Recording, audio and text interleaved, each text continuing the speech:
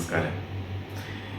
ഇന്ന് ഞാനിവിടെ പറയാൻ വേണ്ടിയിട്ട് വരുന്ന ഒരു കാര്യം എൻ്റെ ജീവിതത്തിൽ ഉണ്ടായ ഒരു പോസിറ്റീവായിട്ടുള്ള ഒരു കാര്യത്തെ പറ്റിയാണ്. എൻ്റെ ജീവിതത്തിൽ നെഗറ്റീവ് ഉണ്ടായിട്ടുണ്ട്. അതിൽ ഒരു പോസിറ്റീവായിട്ടുള്ളൊരു കാര്യം ഞാൻ നിങ്ങളുടെ മുന്നിൽ പറയും. എൻ്റെ ജീവിതത്തിൽ ഒരു ഉയർച്ച ഉണ്ടായ ഒരു കഥയാണ് ഞാൻ നിങ്ങളെ അറിയിക്കാൻ പോകുന്നത്. ഞാൻ ഈ ഖത്തറിൽ ഇപ്പോൾ 11 വർഷം കഴിഞ്ഞു. ഞാൻ ഈ ഖത്തറിൽ ജോലി ചെയ്യാൻ തുടങ്ങിയിട്ട് 11 വർഷം കഴിഞ്ഞു. ഒരു 3-4 കമ്പനി മാറി മാറി വന്നാൽ പോലും 11 വർഷം കൊണ്ട് ഞാൻ ഈ ഖത്തറിലാണ് വർക്ക് ചെയ്യുന്നത്.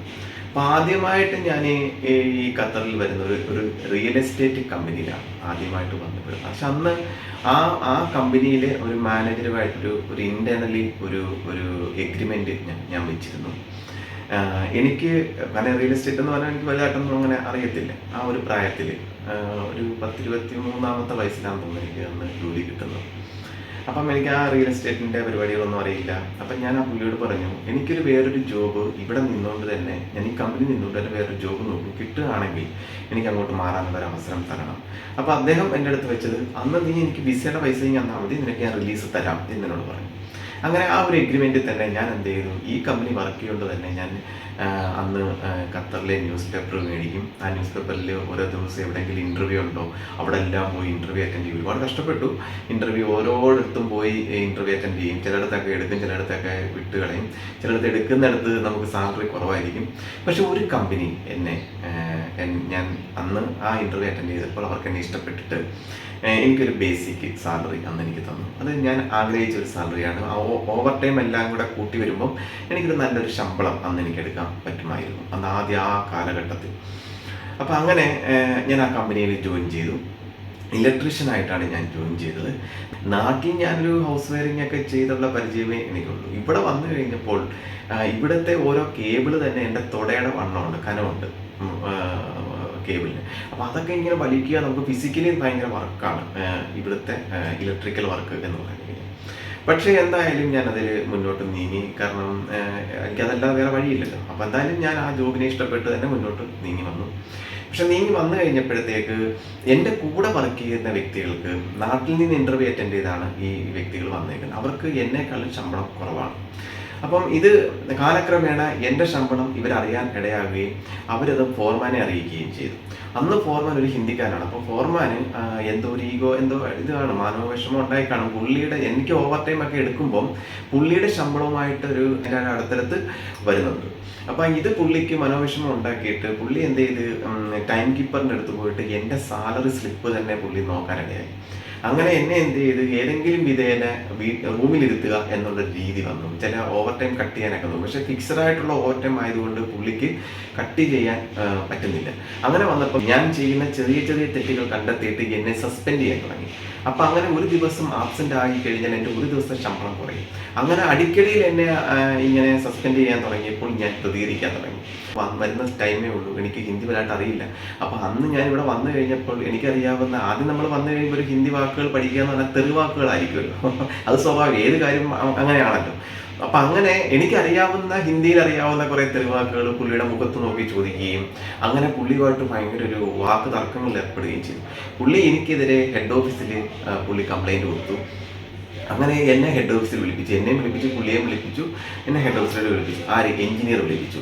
എഞ്ചിനീയർ എന്ന് പറയുന്നത് ഇദ്ദേഹത്തിൻ്റെ റിലേഷനാണ്, എന്ന് വെച്ചാൽ ഈ ഫോർമാൻ്റെ റിലേഷനാണ്. അങ്ങനെ പുള്ളിക്കാരൻ എന്നെ വിളിപ്പിച്ച് ഒരുപാട് ഷൗട്ട് ചെയ്തു, നീ ആര്, ഗുണ്ടയാണോ എന്നൊക്കെ ഹിന്ദിയിലൊക്കെ എന്നോട് ചോദിച്ചു. എനിക്കറിയാവുന്ന രീതിയിലൊക്കെ ഞാൻ ആൻസർ പറഞ്ഞു. ഹിന്ദി വരായിട്ട് അറിയാത്തത് കൊണ്ട് തന്നെ എനിക്ക് ഇവർ പറയുന്ന ചില കാര്യങ്ങൾ എനിക്ക് പിടികിട്ടത്തില്ല. അപ്പം ചില കാര്യങ്ങൾ ഞാൻ പറയുന്നത് അവർക്കും മനസ്സിലാകത്തില്ല. അപ്പോൾ ആ റേഞ്ചിൽ ഇങ്ങനെ നിൽക്കുകയാണ്. തന്നെയല്ല, ഈ ഫോർമാൻ്റെ റിലേഷനും കൂടാണ് എഞ്ചിനീയർ. അപ്പം ഫോർമാൻ പറയുന്നതേ കേൾക്കൂ. അപ്പം ഞാൻ വിചാരിച്ചു എൻ്റെ എല്ലാം തീർന്നു, നാട്ടിൽ പോവാം, എൻ്റെ കട്ടയും പടയൊക്കെ മടങ്ങി. അപ്പോൾ ഇത്രയും നമ്മൾ കഷ്ടപ്പെട്ട് പൈസയും മുടക്കി വിസയ്ക്ക് ഇവിടെ ഞാൻ ചാർജ് നല്ലൊരു എമൗണ്ട് എനിക്ക് കൊടുക്കേണ്ടതായിട്ട് വന്നു. അതും കൊടുത്ത് ഞാനിവിടെ ഈ കമ്പനി കയറിയിട്ട് എനിക്ക് ഒന്നും പറ്റിയില്ലല്ലോ എന്നുള്ളൊരു മനോവിഷമത്തിൽ ഞാൻ നിൽക്കുകയാണ് അന്നേരം. അപ്പോൾ ഓഫീസ് മാനേജർ അദ്ദേഹം വിളിച്ചു. അങ്ങനെ ഓഫീസ് മാനേജർ വന്നു. അപ്പം ആ ഒരു ഓഫീസിൽ മൊത്തം പല ഡിവിഷനിലുള്ള ആൾക്കാർ ഇരിക്കുകയാണ്, വലിയ വലിയ ആൾക്കാർ, ആ കമ്പനിയിലെ മെയിൻ ആൾക്കാർ ഇരിക്കുകയാണ്. അപ്പോൾ ഇവരെല്ലാവരും കേൾക്കുവാണ്, എന്നെ സെൻറ്ററിൽ നിർത്തിയിട്ടാണ് ഈ ചോദ്യങ്ങളൊക്കെ ചോദിച്ചുകൊണ്ടിരിക്കുന്നത്. ഫോർമാനുമായിട്ട് എല്ലാവരും ഉണ്ട്. അപ്പം എനിക്കെതിരെ ഇവരിങ്ങനെ ആഞ്ഞടിച്ചുകൊണ്ടിരിക്കുകയാണ്. ഒരു ഓഫീസിൽ കയറി ഫോർമാനെ തെറി വിളിക്കാൻ നിന്നോട് ആര് പറഞ്ഞു എന്നൊക്കെ ഇങ്ങനെ ചോദിച്ചുകൊണ്ടിരിക്കുകയാണ് ആവർത്തിക്കുക. അപ്പം അങ്ങനെ ഓഫീസ് മാനേജർ വന്നു. എൻ്റെ എൻ്റെ എന്തോ ഒരു നല്ല ഗുണമാണോ എൻ്റെ ഒരു ഭാഗ്യമാണെന്ന് അറിയില്ല, പുള്ളി ഒരു മലയാളിയായിരുന്നു. അങ്ങനെ പുള്ളി ഓഫീസിലാണ്, ആ ഓഫീസിലെ മെയിൻ ആളാണ് ഈ ഓഫീസ് മാനേജർ. അപ്പോൾ പുള്ളി വന്നു, പുള്ളിയാണ് എല്ലാത്തിനും സൈൻ ചെയ്യുന്നത്. ഒരു ടെർമിനേഷൻ ആണെങ്കിൽ പോലും പുള്ളിയുടെ സൈൻ വേണം. അപ്പോൾ അങ്ങനെ പുള്ളി വന്നു. അപ്പോൾ ഇത് അപ്പുറത്തിരുന്ന് കേട്ടോണ്ടിരിക്കുന്നുണ്ട്, സ്റ്റോർ മാനേജർ കേട്ടോണ്ടിരിക്കുന്നുണ്ട്. അപ്പം പുള്ളി ഒരു മാനേജർ ആയതുകൊണ്ട് തന്നെ ഈ കേസറ്റ് എന്താണെന്ന് അറിയാൻ വേണ്ടി പുള്ളിയും വന്നു. പുള്ളി ഒരു മലയാളിയായിരുന്നു. അപ്പോൾ അങ്ങനെ പുള്ളിയും വന്ന് കേട്ടു കഴിഞ്ഞപ്പോൾ എന്നോട് ഈ ഓഫീസ് മാനേജർ ചോദിച്ചു, എന്താണ് റിച്ചു, എന്താണ് പ്രശ്നം? ഞാനിങ്ങനെ കാര്യങ്ങൾ പറഞ്ഞു. സാറേ, ഞാൻ ഇൻ്റർവ്യൂ അറ്റൻഡ് ചെയ്തത് ഖത്തറിൽ നിന്നാണ്, അതുകൊണ്ട് തന്നെ എൻ്റെ ശമ്പള സ്കെയിൽ കൂടുതലാണ്. അപ്പം അത് എൻ്റെ ഭാഗ്യം കൊണ്ട് എനിക്ക് കിട്ടിയതാണ് എന്നും പറഞ്ഞ് എൻ്റെ ശമ്പള സ്കെയിൽ കൂടുതലാണെന്ന് പറഞ്ഞ് എന്നെ സസ്പെൻഡ് ചെയ്യുവാണ്. ഒരു ചെറിയ കാര്യങ്ങൾ കൊണ്ട് സസ്പെൻഡ് ചെയ്യുവാണ്. ഈ സെയിം കാര്യങ്ങൾ എൻ്റെ കൂടെ വർക്ക് ചെയ്യുന്നവർ ചെയ്താൽ പോലും അവർ ചെയ്യുന്ന തെറ്റുകളാണെങ്കിൽ പോലും ഈ ഫോർമൻ കണ്ണടയ്ക്കുകയും നേരെ മറിച്ച് എന്നിൽ അത് ആ തെറ്റുകൾ ആരോപിച്ചുകൊണ്ട് തന്നെ എന്നെ സസ്പെൻഡ് ചെയ്യുകയും കൂടാണ് ചെയ്യുന്നത്. അടിക്കടി ഇങ്ങനെ വന്നു കഴിഞ്ഞപ്പോൾ എനിക്ക് പ്രഷർ കൂടി, എനിക്ക് ദേഷ്യം വന്നു. നമ്മളെല്ലാം മലയാളീസ് ആയതുകൊണ്ട് തന്നെ ആ ഒരു ദേഷ്യം അന്ന് ആ 23 ഏജിൽ ആണല്ലോ, ചോരത്തിളപ്പുള്ള സമയമാണല്ലോ. ആരെന്ത് ചോദിച്ചാൽ എന്താണെന്ന് ചോദിച്ചാൽ ഏതാണെന്ന് ചോദിക്കുന്ന ഒരു കാലഘട്ടമാണ്. അപ്പം അതുകൊണ്ട് ഞാൻ അദ്ദേഹത്തിനോട് അനാവശ്യമായിട്ടുള്ള രീതിയിൽ ഞാൻ സംസാരിച്ചു എന്ന് സത്യസന്ധമായിട്ടുള്ളൊരു കാര്യമാണ്. എൻ്റെ സാലറി സ്ലിപ്പ് പുള്ളി നോക്കാനിടയായി, അതിലൂടെയാണ് പുള്ളി അറിഞ്ഞത് എന്നുകൂടി ഞാൻ പറഞ്ഞു. അപ്പോൾ അതറിഞ്ഞപ്പോഴത്തേക്ക് ഈ ഓഫീസ് മാനേജർ നേരെ കടകം തിരിഞ്ഞു. ഓഫീസ് മാനേജർ നേരെ ഫോർമാൻ്റെ നേരെ ഷൗട്ട് ചെയ്ത് സംസാരിച്ചു. ഒരു വ്യക്തിയുടെ സാലറി സ്ലിപ്പ് നോക്കാൻ ആ വ്യക്തിക്ക് അനുവാദമുള്ളൂ. എന്തുകൊണ്ട് നീ നോക്കാൻ ഇടയായി? നിന്റെ സാലറി സ്ലിപ്പ് ആരെങ്കിലും നോക്കുന്നുണ്ടോ? ഒരു വ്യക്തിയുടെ സാലറി സ്ലിപ്പ് നോക്കിയത് എന്തിന് എന്നൊരു ചോദ്യം അത് ഉന്നയിക്കുകയും പുള്ളിക്ക് ആൻസർ ഇല്ലാതെ വരികയും ചെയ്തു. അപ്പോൾ നേരെ നമ്മുടെ റേഞ്ചിലോട്ട് വന്നു എന്നുള്ളതാണ് എൻ്റെ ഒരു ഭാഗ്യം എന്ന നിലയിൽ. അപ്പോൾ ഇത് കേട്ടോണ്ടിരുന്ന സ്റ്റോർ മാനേജർ ഇത് കേട്ടോണ്ടിരിക്കുക. അപ്പം ആ സ്റ്റോർ മാനേജരും ഇദ്ദേഹത്തിനോട് ചോദിക്കുന്നുണ്ട്, നീ എന്തിനും ഒരു വ്യക്തിയുടെ ഒരു ലേബറിൻ്റെ, അന്ന് ലേബർ കാറ്റഗറിയാണ് എനിക്ക്, അന്ന് ആ ഒരു ലേബറിൻ്റെ സാലറി സ്ലിപ്പ് നോക്കാൻ എന്തിന് നിനക്ക് ആരാണ് അവകാശം തന്നെ എന്ന് ചോദിച്ചു. പക്ഷെ എന്തൊക്കെ പറഞ്ഞെന്ന് പറഞ്ഞാലും ഈ എഞ്ചിനീയറും ഫോർമാനും റെജുവിനെ ഈ ഡിവിഷനിൽ വേണ്ട എന്നുള്ളൊരു ദൃഢനിശ്ചയം തന്നെ അവരെടുത്തു. അതുകൊണ്ട് തന്നെ അവരെന്നെ ടെർമിനേറ്റ് ചെയ്യണം എന്ന് ആവശ്യം ഉന്നയിച്ചുകൊണ്ടേയിരിക്കുകയാണ്. അപ്പോൾ അപ്പം ഇവർക്ക് ദേഷ്യം വന്നു, ഈ ഓഫീസ് മാനേജർക്ക് ദേഷ്യം വന്നിട്ട് പറഞ്ഞു, ഒരു വ്യക്തിയെ സസ്പെൻഡ് ചെയ്യുന്നുണ്ടെങ്കിൽ ആ വ്യക്തിയുടെ പേപ്പർ എൻ്റെ ടേബിളിൽ എന്തുകൊണ്ട് വന്നില്ല? കാരണം എൻ്റെ സൈൻ ഇല്ലാതെ എന്തുകൊണ്ട് നീ സസ്പെൻഡ് ചെയ്തു? നിനക്കാരാണ് ഇതിന് അവകാശം തന്നെന്നുള്ള ചോദ്യം കൂടി ഉന്നയിച്ചു കഴിഞ്ഞപ്പം അവർക്ക് ഒന്നും പറയാൻ പറ്റാത്തൊരവസ്ഥയായി. പക്ഷേ എന്തായാലും നിങ്ങളുടെ ഡിവിഷനിൽ ഇനി റെജുവിനെ വേണ്ടെങ്കിൽ എന്നും പറഞ്ഞ് കമ്പനിയിൽ നിന്ന് കളയാം. കാരണം റെജുവിൻ്റെ ഭാഗത്ത് തെറ്റില്ല. അപ്പോൾ റെജുവിനെ കമ്പനിയിൽ നിന്ന് കളയാൻ നിങ്ങൾ പറയേണ്ട ആവശ്യമില്ല. നിങ്ങളുടെ ഡിവിഷനിൽ ചിലപ്പം നിങ്ങൾക്ക് വേണ്ടായിരിക്കും. നിങ്ങളൊരു കാര്യം ചെയ്യും, ഇപ്പോൾ തന്നെ ഒരു ഇമെയിൽ എനിക്ക് അയക്കാൻ പറഞ്ഞു. ഓഫീസ് മാനേജർ തന്നെ പറഞ്ഞു, എനിക്ക് ഇമെയിൽ ഇപ്പോൾ തന്നെ അയക്കണം എന്ന് എഞ്ചിനീയറിനോട് പറഞ്ഞു. എഞ്ചിനീയർ അന്നേരം തന്നെ കമ്പ്യൂട്ടറിൽ ഒരു ഇമെയിൽ അന്നേരം അയച്ചു. സ്റ്റോർ മാനേജർ എന്ത് ചെയ്ത്, ഈ ഓഫീസ് മാനേജറെ വിളിച്ചുകൊണ്ട് ഒരു 3 മിനിറ്റ് അങ്ങോട്ട് മാറി നിന്ന് സംസാരിച്ചിട്ട് വന്നിട്ട് ഈ സ്റ്റോർ മാനേജർ എന്നോട് ചോദിച്ചു, അതെൻ്റെ ഭാഗ്യമാണെന്ന് എന്താണെന്ന് എനിക്കറിയില്ല. സ്റ്റോർ മാനേജർ, അപ്പം ഞാൻ അദ്ദേഹത്തിൻ്റെ പേരുകളൊന്നും പറയുന്നില്ല, പക്ഷേ എൻ്റെ ഈ വീഡിയോ ചിലപ്പോൾ അവർ കാണാനിടയായാൽ അവർക്കത് മനസ്സിലാവും. അന്നേരം തന്നെ ഇപ്പോൾ എന്നോട് ചോദിച്ചു, നിനക്ക് കമ്പ്യൂട്ടർ അറിയാമോ എന്ന് ചോദിച്ചു. അപ്പം ഞാൻ പറഞ്ഞു, സാറേ ഞാൻ DCA കഴിഞ്ഞാണ്, ഞാൻ DTP കഴിഞ്ഞാണ് എന്ന് ഞാൻ പറയുകയും ചെയ്തു. അപ്പോൾ എന്നോട് ചോദിച്ചു, അപ്പം നിനക്ക് സ്റ്റോർ ഡിപ്പാർട്ട്മെൻറ്റിലോട്ട് വരാൻ താല്പര്യമുണ്ടോ എന്ന് സ്റ്റോർ മാനേജർ ചോദിച്ചു. ഞാൻ പറഞ്ഞു, എനിക്ക് അന്ന് എനിക്ക് കിട്ടിയ ഏറ്റവും വലിയൊരു ഭാഗ്യമാണ് സ്റ്റോർ ഡിപ്പാർട്ട്മെൻറ്റ് വരിക. സ്റ്റോർ ഡിപ്പാർട്ട്മെൻറ്റ് വരിക എന്ന് പറഞ്ഞാൽ തന്നെ നമുക്കൊരു ഭയങ്കര ഒരു ബഹുമാനമുള്ള ഒരു ജോബാണ് സ്റ്റോർ ഡിപ്പാർട്ട്മെൻറ്റ് എന്ന് പറഞ്ഞു കഴിഞ്ഞാൽ. അപ്പം ഞാൻ പറഞ്ഞു, എനിക്ക് വളരെ സന്തോഷമുണ്ട് സാറേ, എനിക്ക് വരാൻ താല്പര്യമുണ്ട് എന്ന് പറഞ്ഞു. ഓക്കെ, അങ്ങനെ എന്നെ എന്ത് ചെയ്തു, ഇവർ അന്നേരം തന്നെ എന്തോ പേപ്പർ വർക്കുകളൊക്കെ ചെയ്തിട്ട് എന്നെ ഇലക്ട്രിക്കൽ ഡിപ്പാർട്ട്മെൻറ്റിൽ നിന്ന് നേരെ സ്റ്റോർ ഡിപ്പാർട്ട്മെൻറ്റിലേക്ക് മാറ്റി. അങ്ങനെയാണ് എൻ്റെ കാലങ്ങൾ അങ്ങോട്ട് തെളിയുമായിരുന്നു. അങ്ങനെ ആ സ്റ്റോർ ഡിപ്പാർട്ട്മെൻറ്റിലോട്ട് വന്നു.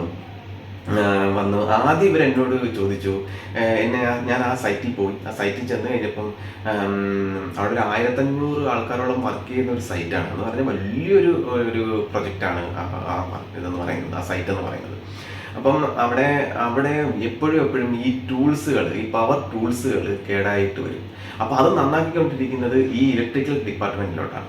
അപ്പം ഇവരപ്പം അന്നേരം സ്റ്റോർ ഡിപ്പാർട്ട്മെൻറ്റ് വിചാരിച്ചു, രജു ഒരു ഇലക്ട്രീഷ്യൻ അല്ലേ, അപ്പം രജുവിനെ കൊണ്ട് നമുക്ക് ഈ ടൂൾസ് എല്ലാം അവനൊരു ഓഫീസ് ഉണ്ടാക്കി കൊടുത്തിട്ട് അവിടെ ഇരുത്തിക്കൊണ്ട് ഈ ടൂൾസ് എല്ലാം റിപ്പയർ ചെയ്യുന്ന ഒരു മെക്കാനിസം അവിടെ നമുക്ക് റെഡിയാക്കാം. ഒരു മെക്കാനിക്കൽ റൂം നമുക്ക് റെഡിയാക്കിക്കൊണ്ട് രജുവിനെ അതിനെ ഒരു ഇൻചാർജായിട്ട് ഏൽപ്പിക്കാം എന്ന് ഓഫീസ് മാനേജരും ഈ ആര് നമ്മുടെ സ്റ്റോർ മാനേജരും കൂടെ തീരുമാനിക്കുകയുണ്ടായി.